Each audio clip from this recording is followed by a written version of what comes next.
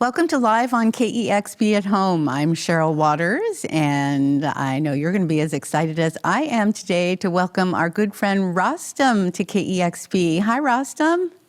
Hey, everybody. Hi, Cheryl. Thanks for having me. Oh, it's so wonderful to see you. I wish we were in the same room together right now, but it is exciting to see that bands are starting to get tours on the calendar, and we're getting so close to being able to share live music again together. You've got to be very excited about that.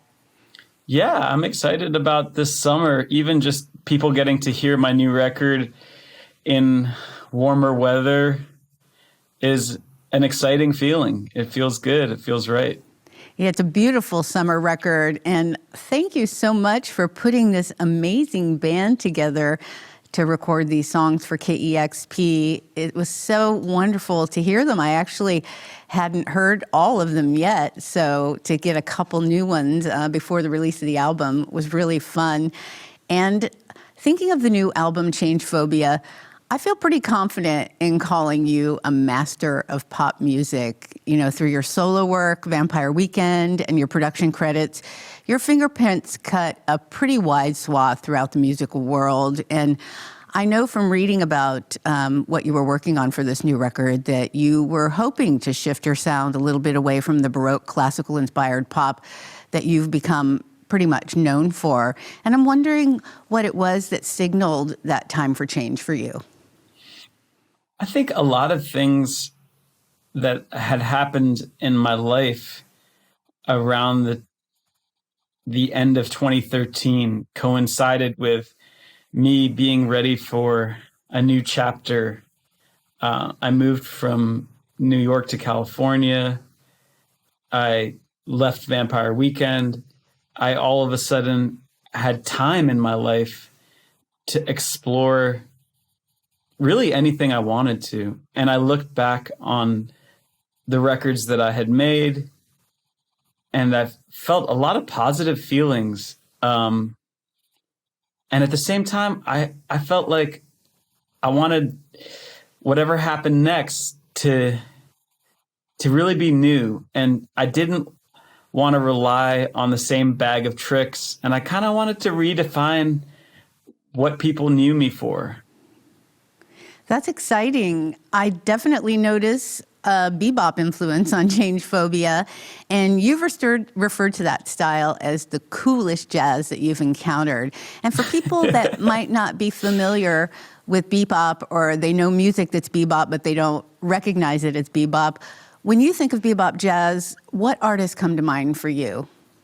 Definitely Charlie Parker. And I think, if you are a casual fan of jazz, sort of what defines bebop was that it was musicians playing in small clubs and oftentimes playing for each other. So as opposed to like the swing era where people were playing with dancing being kind of like the backdrop for their playing, bebop was about people playing these really complicated, fast lines and doing it for each other. It was jazz music for jazz musicians. And then, of course, it grew and grew. And, Charlie Parker, his nickname was Bird. And they even opened a club called Birdland in New York in honor of him. So it made its way into jazz clubs, and it has audiences, but bebop is really about this kind of idea of what's the fastest and what's the most notes we can put in a line, in a sax line, maybe specifically a sax line. And that was just really inspiring to me, just to think about like, it felt like the other side of the coin about what I like about Baroque music, which is it's also these really dense, loaded up lines, usually on a harpsichord or on a cello. But to me, there was something like, okay, this is like the other version of that. I love to hear about those elements that draw you strongly to that style of music. What makes you a really compelling artist to me, and many others, I'm sure, is your ability to reference these classical styles, so many, within the framework of pop. And you make it accessible to so many listeners. And at the same time, it feels like it's an education on the rich, sort of disparate traditions of various genres of music. And I feel like I learn a lot when I'm listening to your music. And sometimes I don't even realize it in a way. It's just sort of seeping in there. And are you hoping that your listeners will trace those inspirations back to the source? Yeah, I think that as somebody who sees learning more about music as part of my obligation as a person who makes music, I love the idea that I would inspire people to get into the history of music making. And I look at the music I make as often love letters to music that I love. So if someone heard my new record and all of a sudden they, started digging up Thelonious Monk and Charlie Parker records, I would feel good. I would never say that my music is a continuation of the jazz tradition on this album, but I would say that they're love letters to jazz. That's sweet. Yes, it's definitely a pop album, but you've got a lot of references in there. Well, I think the first song you recorded for us has a bit of that bebop sound. So let's listen to a couple of songs from the new record, Change Phobia. It's Rostam live on KEXP at Home. Enjoy. What's up, KEXP? This is Rostam. Thank you for having us. I've got some incredible friends up here with me, and we're playing some songs live in the studio. This is a song from my album, Change Phobia. It's called Kinney.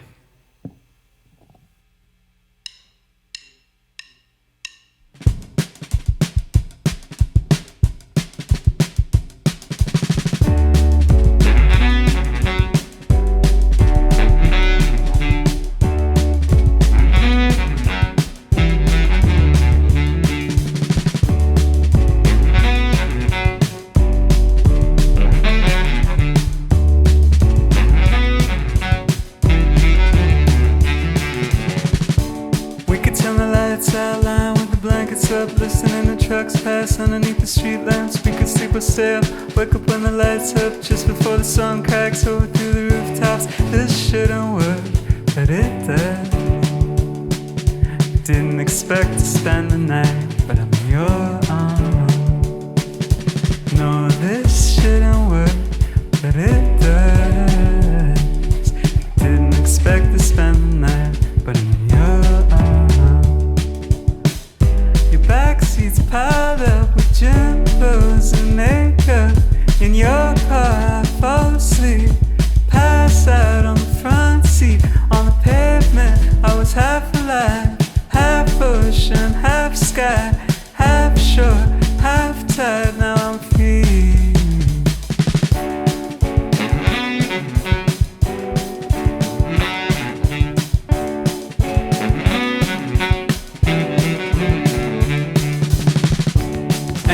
Together for 3 nights in a hotel, listening to trucks pass underneath the blanket. We knew we could stay up, wake up when the lights up, just before the sun cracks over through the rooftops. This shouldn't work, but it does. Didn't expect to spend the night, but I'm in your arms. Your backseat's piled up with gym clothes and makeup. In your car I fall asleep, pass out in the front seat. On the pavement, you were on my mind. Half ocean, half sky, half shore, half tide. Now I'm free.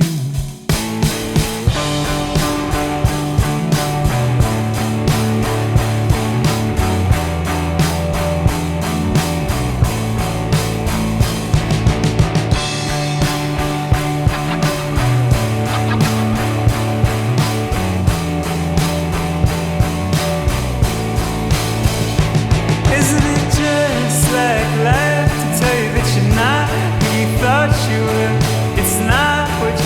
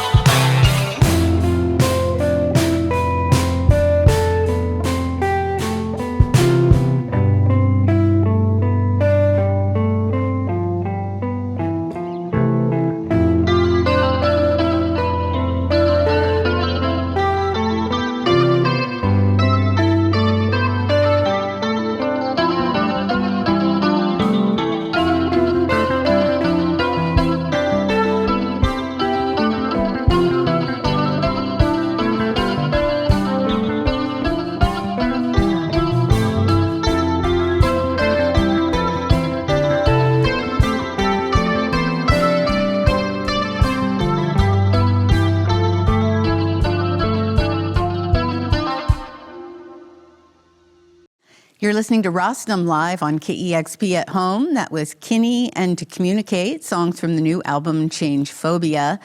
It must have been so fun to be in a room sharing that live music experience with your band. So many of you. Yeah, it was really fun. I spent about 2 weeks figuring out how to play these songs live, and I ultimately landed on deciding that guitars was the best way to present this music, and avoiding keyboards, because I think a lot of times what happens with keyboards is that you can't see what somebody's playing, but I want people to see what's being played. That's the point of live music. That's fun. I never thought about that before. Yeah, there's a lot of guitars going on in this session. You clearly spend a lot of time with your solo work before releasing it to the public, and it sounds like you've been working on Change Phobia for a number of years now. Do you write and produce simultaneously, or do you tend to work on one song at a time? And I'm wondering if, as an artist, you recognize when it's ready and it's complete and you want to debut it. I have a way of making music that involves using my phone to sort of test whether something is viable. So if I'm sitting down at a piano, I'll sing and play piano at the same time. And if it starts to sound like a song, I'll record it. Similarly, I'll make beats on the computer. I'll build up instrumental tracks and I'll bounce those down and I'll take them to my car. I'll take them on walks, and then I'll use another device to play back the beat, and then I'll use my phone to record the combination of the beat playing back and a vocal idea and see if that works. So that's kind of a lot of my process for writing and producing, and kind of integrating those two things. And then the second part of your question, how do I know if something's done? I think what I now know is that I can really help people finish their records very quickly, and be proud of the results and feel like they last forever. But with my own records, I need time. I need a solid number of months. Once I have all the songs, I need a solid number of months to really finish them. So I can do it, but it just takes me time is kind of what I know about my own finishing process. Do you share parts of it along the way with people, or do you kind of keep it to yourself until you get a finished product? With this album, I made a single MP3 of the whole 38-minute record. And some friends that I met up with as I was finishing the record, I would play them that single MP3. And I would say, it's okay if we talk. We can drink a little bit of wine, but I can't stop the music. It's just going to keep playing. So Robin Pechtold was actually somebody who did stop by one day, and I was like, do you want to hear the record? And he was like, sure. And we drank a couple glasses of wine and listened to it for 38 minutes. And what were the results like? How did that make you feel?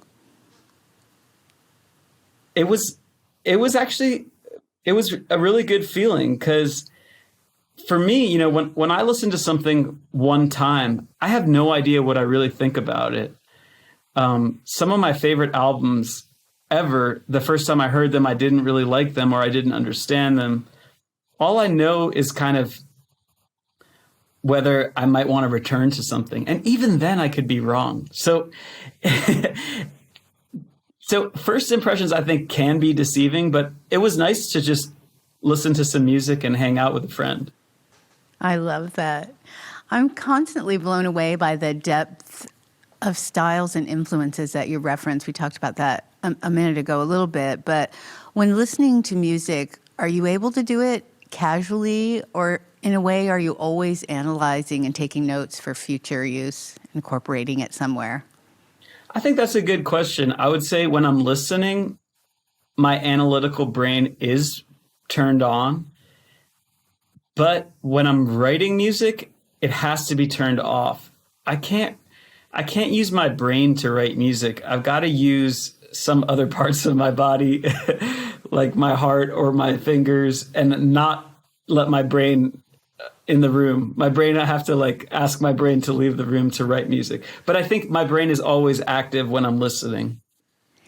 You talk about the album being 38 minutes long, which is a concise, very direct message. And are you telling a story with this record? You've said before in interviews that your experience of everything, including your music, is through the lens of politics and that everything is political. And I'm wondering how that came through on this record. And if you are making a statement with this record, obviously your heart is very connected to it. What I've kind of landed on loving about albums and the album making process is you don't exactly know what it's about as you're doing it. It's coming out of you.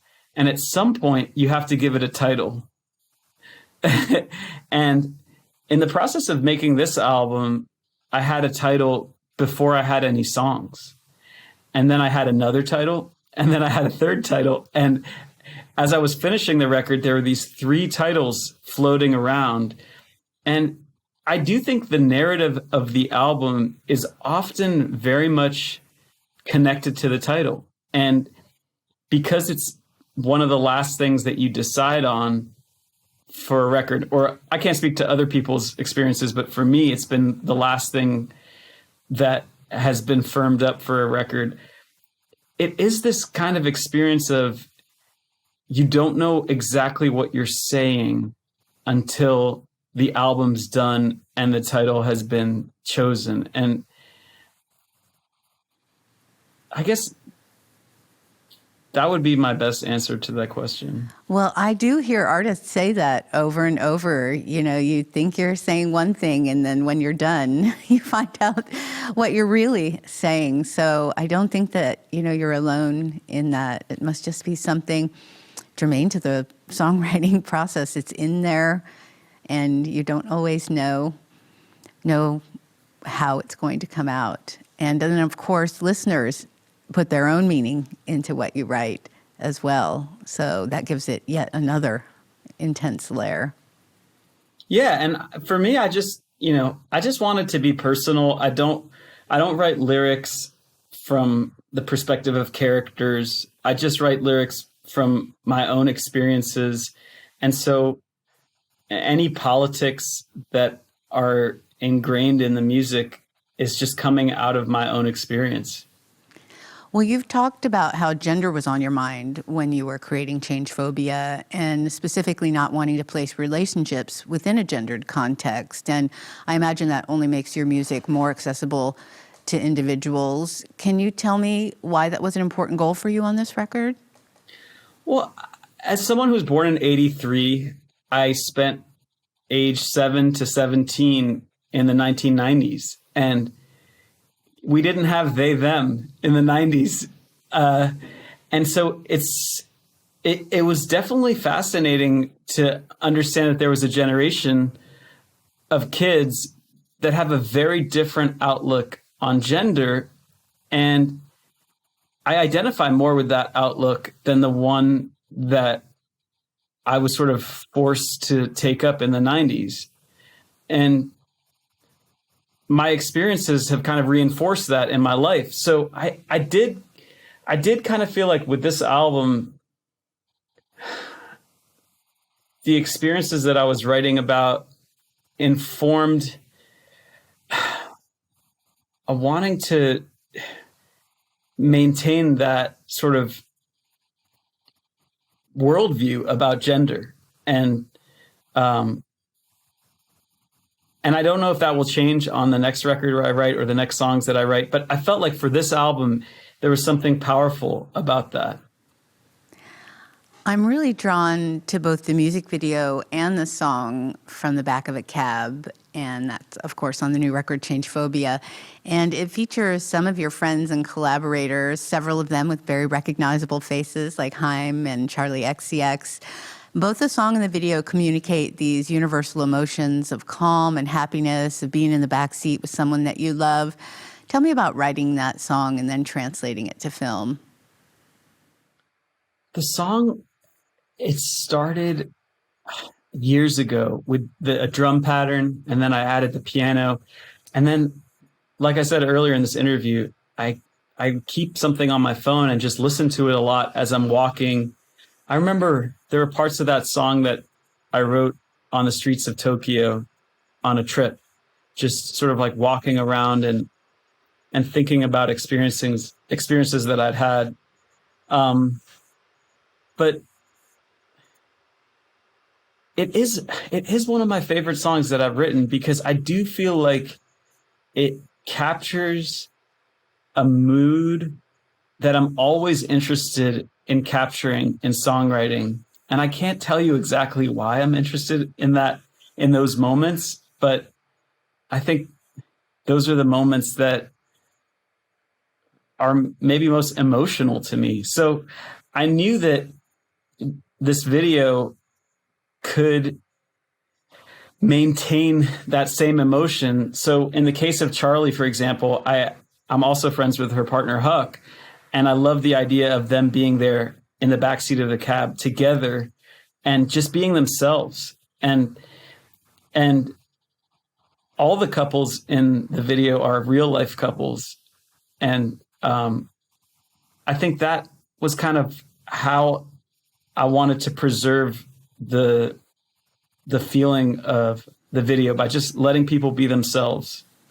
There's such a sweetness to that video, and now I know that they're all real couples. I just love it even more. Cool. Rostam, your list of production credits grows more impressive each time we talk. It's really kind of mind-blowing. And I know that you're picky or selective about who you work with. And when I hear about a new artist that you're collaborating with, to me, that is an instant alert of great talent, someone really special that I need to pay attention to. And Claro, for example, whose 2019 debut album, Immunity, you produced, is a wonderful example. And tell me about locking in on a new collaboration. How do you know that you've found an artist that you click with? Or do you? I don't really know how it happens, other than at some point you're in it and, you want to make a whole record together, and it can take time to get there. It can feel like, sometimes one person may see it sooner than the other, but I don't know exactly, other than I just try to trust my gut. And there are some songwriters whose perspective I really resonate with, and I like the place that they write music from. And it doesn't matter if their genre is more rock or pop. I feel like if there's a kinship there in terms of point of view, that's really when I really want to collaborate with someone, when I love the point of view that they write from. Oh, I love that. I can't wait to see who you're collaborating with next. I'm ready to hear a couple more. I'm collaborating with my summer vacation plans. That sounds fine, too. I'm just kidding. I'm ready to hear a couple more songs. You talked about presenting guitars, and I think this next song, These Kids We Knew, is a good example of that. You pull out a couple of acoustic guitars, which sound great, and you've got that great lead and a mournful harmonica going on in there. Let's listen to more music from Rostam's new album, Change Phobia, live on KEXP at home.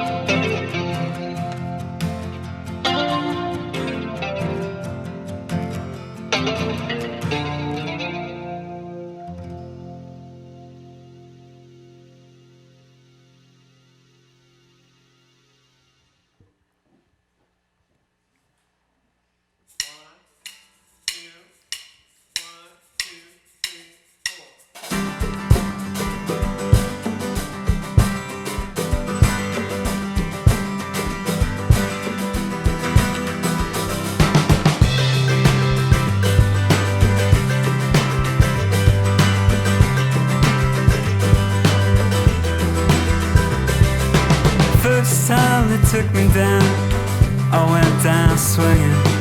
Second time, I didn't put up a fight. I take the keys down off the hook, I pick you up from work. We stick to the straight roads up the west coast, and I feel a part of me slide. When the trucks drive by, I feel them sway side to side. You're underneath the blanket on the backseat, I'm going station to station on the dial. Don't wanna be pretty like a girl, I think I'm pretty much your boy. You wear a baseball cap all the time and keep a knife in the passenger door. Sleeping behind the wheel, pulled over on the freeway, foreign and stolen plates, long, long gone. Take off the shit for me, I'm waiting down the street. Take all the time you want to come, come, come.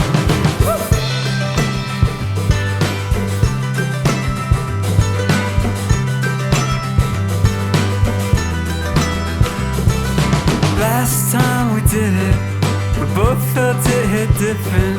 Lying down across the front seats, used to leave you weightless and listless. When the trucks drive by, I feel them sway side to side. I used to keep you up all night, used to drive when I got tired. Sleeping behind the wheel, pulled over on the freeway, foreign stolen plates, long, long gone. Take off the shit for me, I'm waiting down the street. Take all the time you want to come, come, come.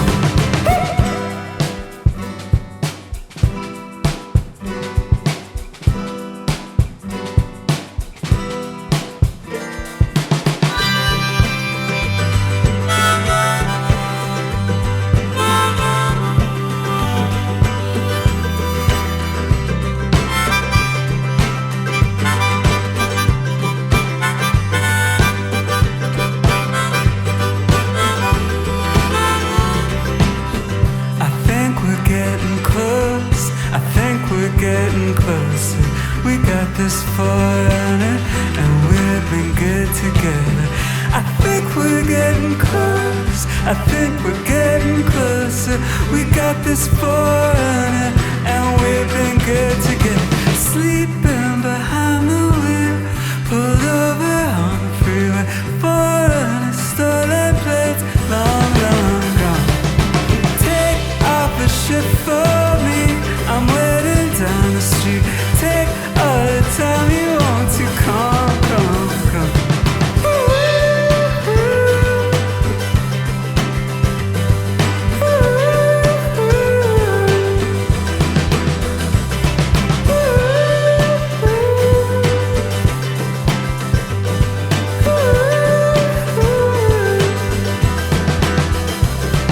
Sleeping behind the wheel, pulled over on the freeway, foreign stolen plates, long, long gone.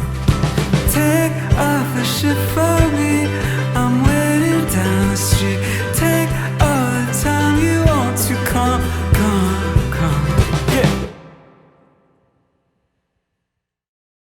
That's Rostam live on KEXP at home. Again, thanks for getting such a great crew together. Did I hear right that you co-wrote that song Forerunner that just played with Brad Oberhofer?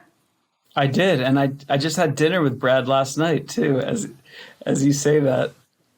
Because he's from Tacoma, so that's a local boy here for us. Hasn't lived out here for a while, but we love him. Yes, now he's my neighbor in California. Okay, So, you've stolen him from us. Yeah, we see each other often, but I love the saxophone stylings of Henry Solomon, and he's popped up on Change Phobia and was also on Haim's Women in Music Part 3, which you co-produced. And I love it. So sweet. I read in an interview where you said, I could tell there was something about the way he plays saxophone that was going to change my life. And that's quite a statement. Tell me more about that. When did you first hear him play? And what moved you so much about the way he plays? well, so I should start the story by telling you about Julian McClanahan, who plays mandolin and guitar in these KEXP sessions. So amazing. I met Julian because he came to a show of mine at Amoeba Records, and he left me his number, and he said, if you ever need a violinist, I'd love to play with you. And from there, he became a sort of a fixture in the Rostam live touring band, and he went to the same school as King Princess and also Henry Solomon. So he introduced me to Henry Solomon when I asked him who would be a good sax player. And I had started these songs that would become Change Phobia. They weren't songs yet. They were really just ideas. But, one afternoon, Henry came into the studio. I'd never met him before. And I just started recording him playing on these musical ideas I had. And that was in February of 2018. And then about a year later, I had written this part for Summer Girl, and I was working on it with Danielle, who brought me the song to work on for Haim. And I said, I think we should invite Henry to come in and play on this song. And he again showed up at the studio, and the rest is history. And then he became sort of part of the greater musical family for Women in Music Part 3. And then a year after that, it was time for me to finish my album. So I love how you're inspired to incorporate him throughout your various musical projects. And it's great hearing that story about Julian, because I was going to say how beautiful that mandolin sounds as well on those songs. Yeah, Julian he's a special soul, and Henry is also a special soul. I'm lucky to have them in my musical life. Yeah, there definitely seems to be a lot of joy in that room. And the music is so joyful. And I'm very happy to hear that you're hard at work on your summer vacation plans. Last year, you went on your annual trip, or what's become an annual trip for you, to Provincetown. And I read that you took all your stuff with you to work while you were gone. But thankfully, it sounds like you eventually let yourself kick back and be on vacation. Do you find that you're compelled to work all the time? I did not touch any kind of musical software or do any music for the 3 weeks of July that I was in Provincetown. And then I think I felt an immense amount of guilt on the last 2 days. And so I made a music video with Hari Neff, which was maybe my way of making sure I was a little bit productive on my vacation. I am learning how to find balance, but I will tell you, it is hard for me. I think that when I wake up in the morning, I want to accomplish things, and as I'm getting older, I'm trying really hard to just enjoy life, to slow down, to take more trips. Because, I spent 8 years in my 20s traveling all the time, but as someone who was on tour.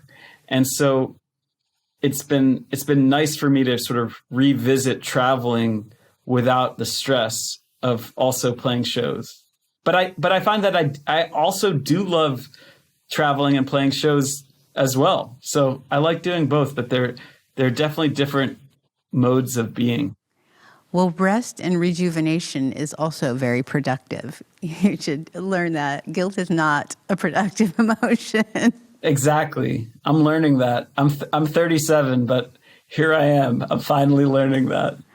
Well, it does sound like you did have fun making that video in Provincetown. It's definitely a beautiful, and it shows the beautiful landscape there as well. And that was for your song Unfold You, which was a song you released late last year. Yeah. That will always kind of be a nice reminder of that trip.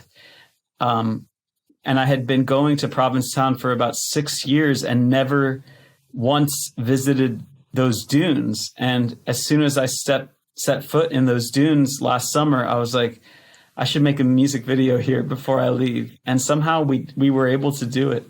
I love it. Well, so many artists are citing you as an inspirational figure for them. And again, Clairo comes to mind. Clairo said that your first record, Half-Life, changed her life. And I'm wondering, are there musicians that you look towards for inspiration, and maybe that you've even been able to meet or work with, like Claro got to work with you?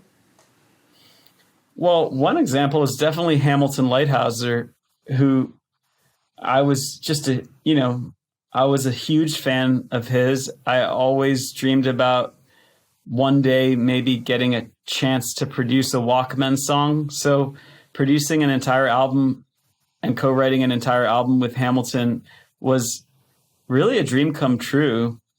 And I guess there's a long list of people that I would still love to meet. And there's some people also that I admire tremendously, but I also think maybe I want to allow them to have their aura and have their mystery. And I just want to enjoy their music and maybe never meet them. And I think that's okay. That's something I'm learning. That's okay too. Well, time will tell who will cross your path. Well, I'd love to hear some more music. You recorded one more song for us, In a River. That's a single from 2018, that beautiful mandolin in there again. I got a stand-up bass coming up here. So let's listen to that one now. It's Rostam live on KEXP at home.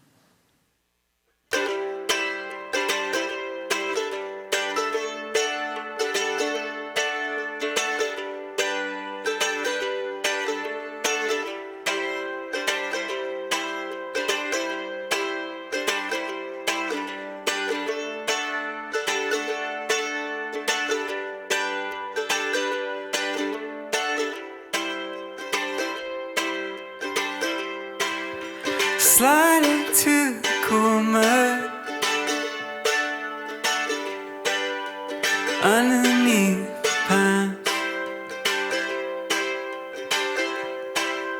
somewhere to your right or left is my body you can't find. We are swimming with no clothes on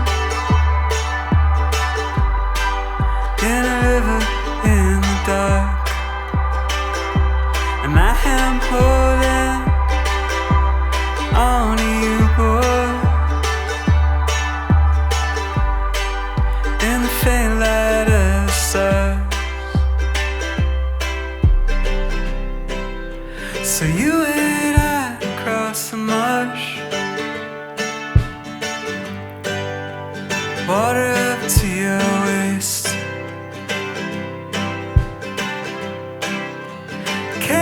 stuff above your head till the dune comes to a crest. We are swimming with no clothes on in a river in the dark, and I am holding on to you, boy, in the faint light of the stars. Sometimes I feel it in a dream. I know I've been there. We were laughing by the ocean. We were laughing on the warm sand. We stay up all night and we wake up in the sunlight. We got dreams we keep together. We got time to spend, oh hell yeah. Woo!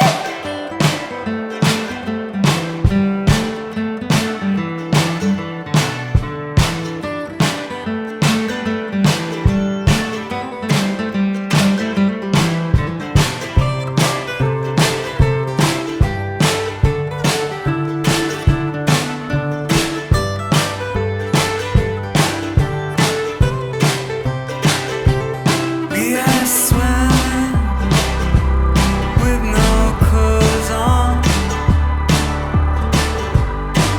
in a river in the dark, and I am holding on to you, boy, in the faint light of the stars.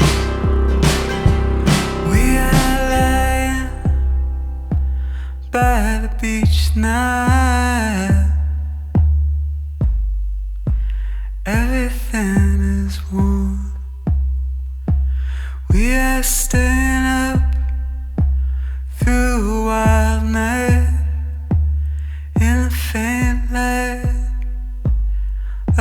headlights, a passing car.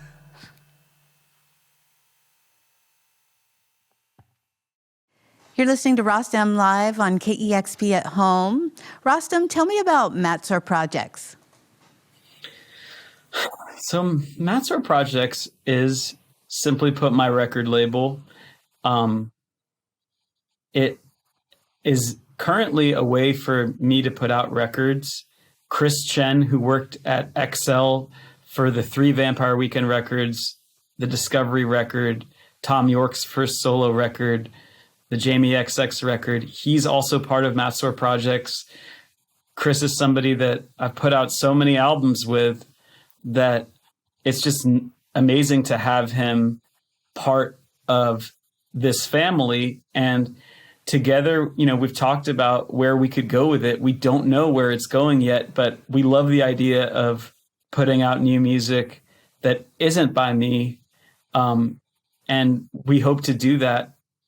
Perhaps, you know, some forgotten records that aren't on Spotify. There's a couple that I'd love to put out and like properly reissue. And there's some young artists, some new artists that are working on music that I'd love, you know, if they needed a home, I'd love to talk to them about it. But at the same time, I'm not somebody who's interested in building an empire, you know, for the sake of building an empire. I think that, you know, labels are a tricky thing, and I totally understand why people want autonomy, which is why we started Matsor Projects in the first place. So, it's an interesting era to be exploring, you know, what you can do with a label, but I think it's going to be an exciting one too. And Change Phobia is the first record on Matsor? Yes, Change Phobia is technically the first record, besides Half-Light, which was a joint venture of Matsor Projects and None Such, but, you know, really on None Such. With this new era of Matsor Projects, we are partnered with a secretly Canadian distribution team, so they're part of our larger family as well. Well, we'll keep our eyes out for what comes next. Well, you may recall that I'm a big fan of your mom, Rostam Batmanglij, and for those who may not know, an incredible chef and prolific cookbook author. And it just reminds me to ask you if you were able to spend much time with your family the past year. I know you're close with your brother and your family, and so many people weren't able to see family in 2020. Well, I think the last time you interviewed me, Cheryl, you did ask about my mom, which was very sweet.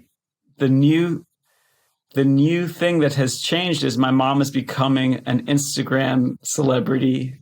Follow her at NAJMIEH. If you want to learn about Persian food, I think she's the one to follow. And I have not seen her. It's been about 13 or 14 months now. I'd love to see my parents, and hopefully I'll be able to do it this summer. But I haven't seen them in a while. We've kept in touch, you know, via FaceTime, via Instagram, via texting pictures. But it's, you know, it does feel like it's been a long time since I've actually gotten to be in a room with my parents. But I guess technology has been good for some things too. Absolutely. I FaceTime with my mom several times a week, and sometimes we forget how long it's been since we've seen each other in person. I mean, that is one of the good things about technology, being able to see your loved ones' faces and have that connection. Speaking of which, it's so wonderful to see your face today. Thank you for sharing some time with me and with our KEXP audience. And I sincerely hope you do enjoy your summer holidays and get some rest. All right. Thank you, Cheryl. Nice to be here. Thank you, Rostam. And thanks to all of our wonderful listeners who support these great kinds of events here on KEXP. We're so appreciative. And you can subscribe to our YouTube channel and get notifications when great videos like this one are launched. We'll see you soon.